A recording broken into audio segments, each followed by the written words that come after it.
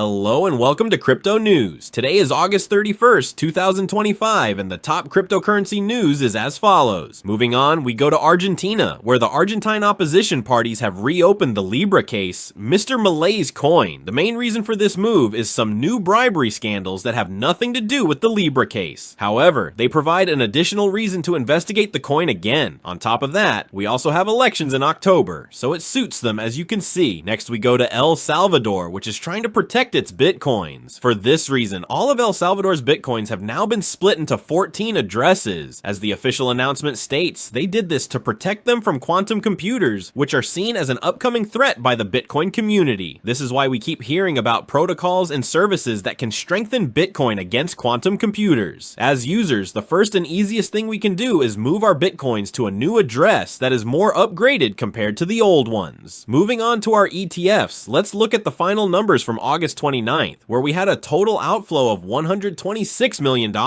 while for the Ethereum ETF, we had a total outflow of $164 million. The most interesting news for ETFs, however, comes from elsewhere. Once again, we see all the big players wanting to have their own Solana ETF. They have all filed amended documents with the Securities and Exchange Commission, SEC, which, as in other cases, shows us that we are very close to having an approval or not. For those who follow crypto news, we know that all of this will be decided by the end of the year. Wrapping up the ETF section, we move on to River. I would describe River as a Bitcoin-only exchange, an investment firm for institutional investors and big players. They publish research on the cryptocurrency market that is very interesting. One of the studies they published shows us that corporations are buying Bitcoin 4 times faster than miners can mine Bitcoin. Specifically, what you see here is a chart of the average daily deposits and withdrawals for Bitcoin in 2025. We see that 450 Bitcoins are being produced per day, while the withdrawals are not coming from big players but from ordinary users, individuals, who are selling 3,169 BTC per day. The main reason is that this part of the investors has not fully understood Bitcoin and cryptocurrencies, which is why they are so easily scared of market tests and sell quickly. Meanwhile, the ones who have understood Bitcoin and continue to buy it are the Bitcoin treasury companies. Companies that have stated that they will only buy Bitcoin, on average, are buying 1,399 Bitcoin per day, together with various small businesses buying 359 BTC and various funds and ETFs buying 1,430 BTC per day. We can see that most of the sales are coming from ordinary small investors, while large businesses and corporations are constantly buying. However, we must remember that according to history, Bitcoin was first bought by the masses before all these big companies entered. Today, 65.9% of Bitcoin is still owned by individuals. Over time, however, this percentage will decrease more and more, and businesses, ETFs, and governments will own the largest part of the pie, especially businesses and ETFs. From this report, we now move on to Ethereum, where we see the new moves of the community regarding artificial intelligence. Specifically, Ethereum's core developers recently concluded that the network is uniquely positioned to become the foundational pillar of the AI economy, given its ability to provide 3 key missing components: payments, authentication, and trust. According to Davide Krapis, one of Ethereum's core AI developers, this vision centers around the ERC8004 standard. This standard will define how AI agents discover each other on the network and establish enough trust to engage in financial exchanges. Simply put, this protocol will help AI agents communicate with each other more easily and collaborate. For example, if one AI agent writes really good books and another creates really nice paintings, they could collaborate on a project like writing a book about mushrooms, with one providing the text and the other providing the images. This is the kind of collaborative economy envisioned by Ethereum developers, and it's something we're already seeing happening among major tech giants. They are trying to get AI agents to work together more to get better results and expand their capabilities. Moving on, we'll go to Pump Fun, which in very simple terms announced that it has repurchased more than $62 million